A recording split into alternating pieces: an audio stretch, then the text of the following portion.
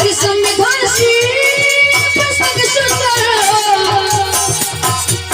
अरे है भी कहाँ किस जैसे भी अंदर संविधान सी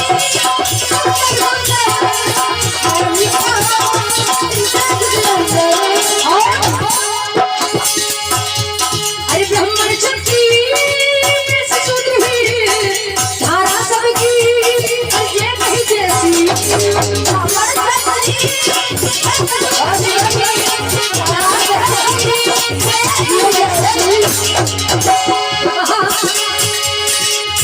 ये संविधान की पुस्तक सुंदर और है भी कहाँ इस देश के अंदर।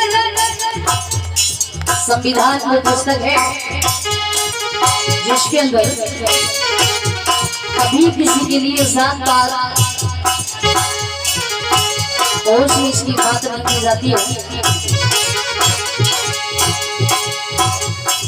महाराज मनु के विधान के आधार पर आगे प्रेम भैया को योग गए तो कहा कि ब्राह्मण क्षत्रिय और वैश्य शूद्र भी और धारा सबकी एक ही जैसी, वो चाहे किसी भी जाति का हो, किसी भी वर्ण में आता हो, अगर किसी के साथ में सब कपट करता है, किसी माँ बहन बेटी की इज्जत को लूटने को काम करता है, भैया जब पुलिस की हत्या करने वो व्यक्ति पहुंचता तो क्या उसकी जाति पूछी जाती है? क्या धर्म पूछा जाता? जाति और धर्म नहीं बल्कि उसका कर्म पूछा जाता है। कौन सा काम बिगाड़ के आए हो? वो कहाँ है? अरे भैया अरे संविधान की पुस्तक सुंदर है कहाँ इस देश के अंदर।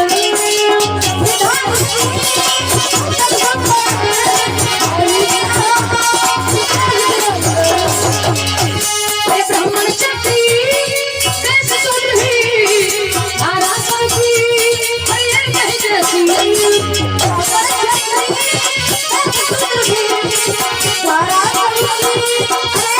जैसी।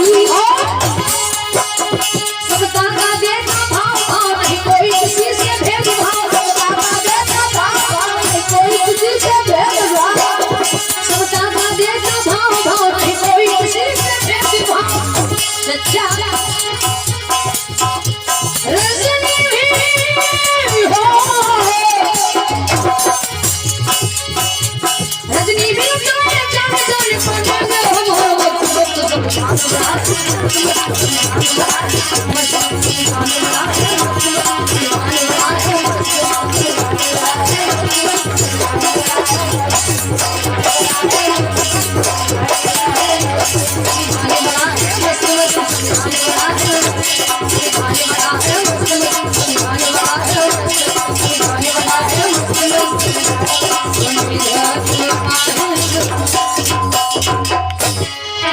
प्रेम से बोलिए भगवान बुद्ध की दया हो, बोलिए चंद्रगुप्त मौर्य की जय हो, बोलिए सम्राट अशोक महान की जय हो, बोलिए बाबा साहेब की जय हो, बोलिए गुरु संत रविदास की दया हो, पंचशील दरबार की दया हो, अपने अपने माता पिता की दया हो। भले तो ध्यान दिया जल्दी है पापा धम्म गाथा क्यों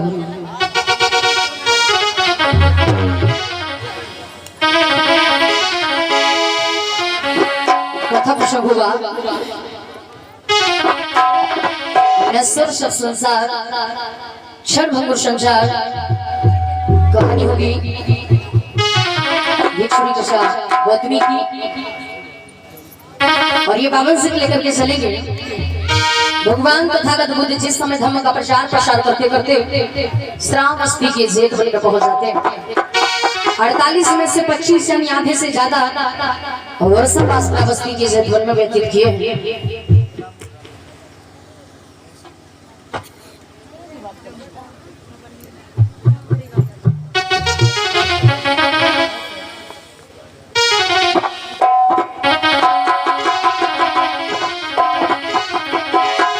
प्रकार से श्रावस्ती नगर में रहने वाले विदंत नाम के व्यक्ति जब उनका विवाह हुआ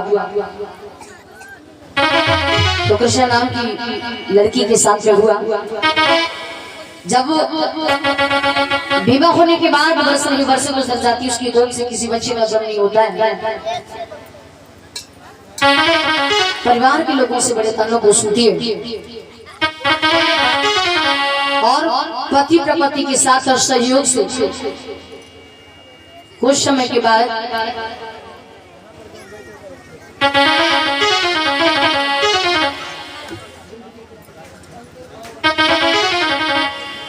अंत में काफी समय जब हो जाता है चाचा जी, तो कृष्णा की कोख से एक बालक का जन्म हुआ। सोच रही थी पुत्र के सहारे से जीवन को गुजारूंगी, लेकिन 8 वर्ष की अवस्था में वो बेटा भी खत्म हो जाता है, जिसे काली जहरीले सर्प के द्वारा डस लिया जाता और उस पुत्र के वियोग में पागल हुई, इधर उधर भटक रही। लोगों के द्वारा ये मालूम होता है कि भगवान तथागत बुद्ध दया के सागर करुणा के भंडार है, अगर उनके पास में चली जाऊंगी तो हो सकता है कि मेरा पुत्र जीवित हो जाए। लेकिन जब भगवान तथागत बुद्ध के पास में गई तो भगवान तथागत बुद्ध ने उस चिकित्सा को समझा के कहा, बेटी मानव का जीवन एक पानी के बलबूले के समान होता है, पता नहीं कब बने कब बिगड़ जाए। लेकिन कृष्णा की जब समझ में नहीं आता तो महामुनि ने विचार किया, लगता है इससे ऐसे समझ में नहीं आएगा।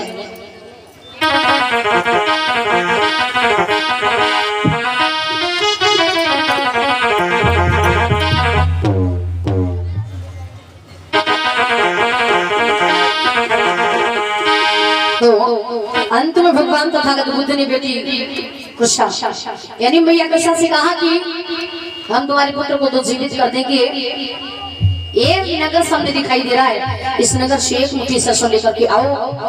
वो दौड़ती क्या भगवान, एक मुट्ठी सरसों से मेरा पुत्र जीवित हो जाएगा। महामुनि ने कहा बिल्कुल, दौड़ दिए। लेकिन भगवान बुद्ध ने कहा, बेटी एक मुट्ठी सरसों से घर से लानी है, जिस घर में कभी कोई मरा ना हो, जिस घर में कभी किसी की मौत ना हुई हो। पुत्र के वियोग में इतनी पागल थी, उसे ये समझ में नहीं आ रहा था, उसने ये सोच नहीं पाया कि आज भी कोई घर ऐसा मिल सकता जिस घर में कभी कोई मरा ना हो। नगर में भागती दौड़ती हो जा रही है, हर दरवाजे पे जाती है, हर गृहपति से मिलती है, लेकिन कोई घर ऐसा नहीं मिलता है जिस घर में कभी कोई मरा ना हो। मैं पूछती हूँ माताओं कि आज भी कोई घर ऐसा मिल सकता जिस घर में कभी कोई मरा ना हो? नहीं मिल सकता। घर नहीं मिलता तो उसने विचार किया, मेरा तो ये कि बेटा गया, ये दुनिया के लोग ऐसी जगह को कहते हैं ना कि दुनिया में कितना गम है और मेरा गम फिर भी कम है।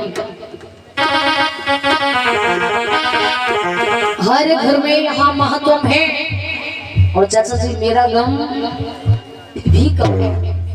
तो जब उसने देखा तो विचार किया, दुनिया के लोग कैसी जगह है, मेरा तो ये कि बेटा गया है। इसका मतलब इस दुनिया में जो आया है, जिसने भी जन्म लिया है, जन्म है तो मृत्यु तो सत्य है, अवश्य है।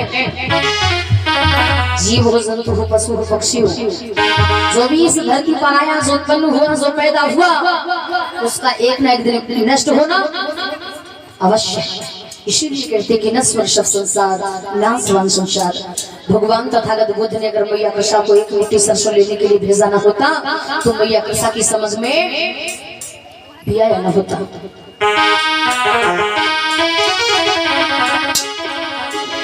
तो आइए चलेंगे, पावन प्रसंग होगा।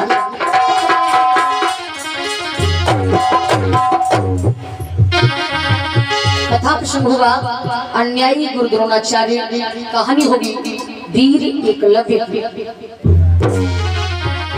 जो भाई अपने आप को राज लिखते हैं, भार्गव लिखते हैं, काशी लिखते हैं, चाचा जी उस वंश की ये पावन गाथा को लेकर के चलेंगे।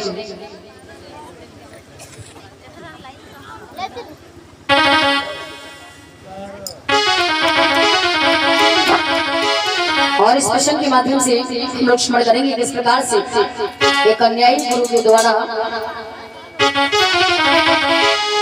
गुरु दक्षिणा में क्या मांगा जाता है? अरे गुरु वही होता, गुरु वही होता, गु मीन्स अंधकार और रू मीन्स प्रकाश। जो अंधकार से प्रकाश की ओर ले जाए वही सच्चा गुरु होता, और जो प्रकाश से अंधकार में डूबने का काम करे, मैं कहती हूँ वो गुरु नहीं बल्कि वो तो ठगिया होता है। और आज के समय में सच्चे गुरुओं की संख्या बहुत कम है, लेकिन ठगिया गुरुओं की संख्या ज्यादा है। गुरु ने देखा कि चेला बहुत आगे बढ़ने लगा, मतलब गुरु गुरु ही रह गए, चेला सके रह गए। गुरु जी ने देखा कि चेला बहुत आगे बढ़ रहा, तो गुरु जी चेला की जड़ें काटने में लग गई। तो क्या ऐसा गुरु को गुरु हो सकता? अरे गुरु को तो ये खुशी होनी चाहिए कि मैं जहाँ तक पहुँचा वहां तक पहुँचा, लेकिन हमारा शिष्य और आगे बढ़ गया तो हमारा भी तो नाम है ना। लेकिन मैं कहती हूँ अगर गुरु मणिभद्राचार्य, गुरु द्रोणाचार्य, गुरु वशिष्ठ और नारद मुनि जैसे गुरु मिले तो ऐसे गुरुओं से थोड़ा बच के रहना है।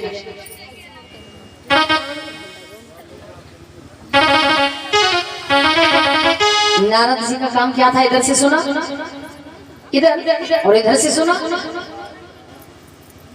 एक बार बोले शंकर मैया पार्वती में भी झगड़ा करा दिया होता, लेकिन एक विशेषता भी थी, जहाँ लोग उनको दुख में याद करते थे तो तुरंत नारायण नारायण करते हुए वही पहुंचते थे।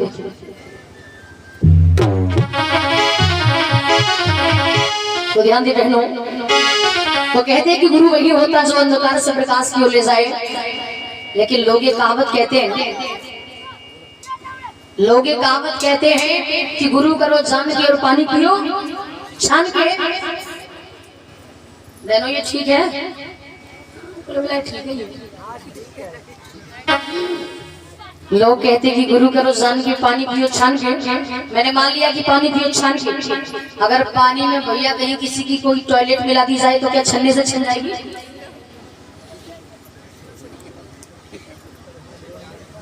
नहीं छनेगी ना। तो मैं तो कहती हूँ कि गुरु करो छान के और पानी पियो जान के। कहीं से पानी में कहीं किसी ने कोई नशीला पदार्थ तो नहीं मिला दिया। अब मैंने कहा गुरु करो छान के, तो छानने का मतलब ये नहीं आटा वाली चलनी, अरे इधर उधर छानबीन कर लो, ये जानकारी कर लो कि ये व्यक्ति गुरु बनाने के काबिल लायक भी है या नहीं। तो ध्यान दे।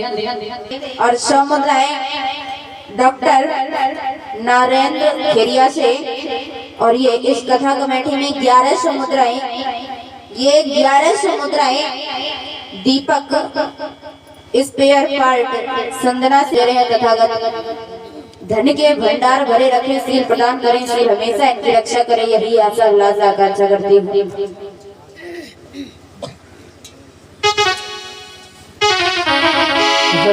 बोली भगवान बुद्ध की, बोली सम्राट शुरपहारी की जय। तो ध्यान दें,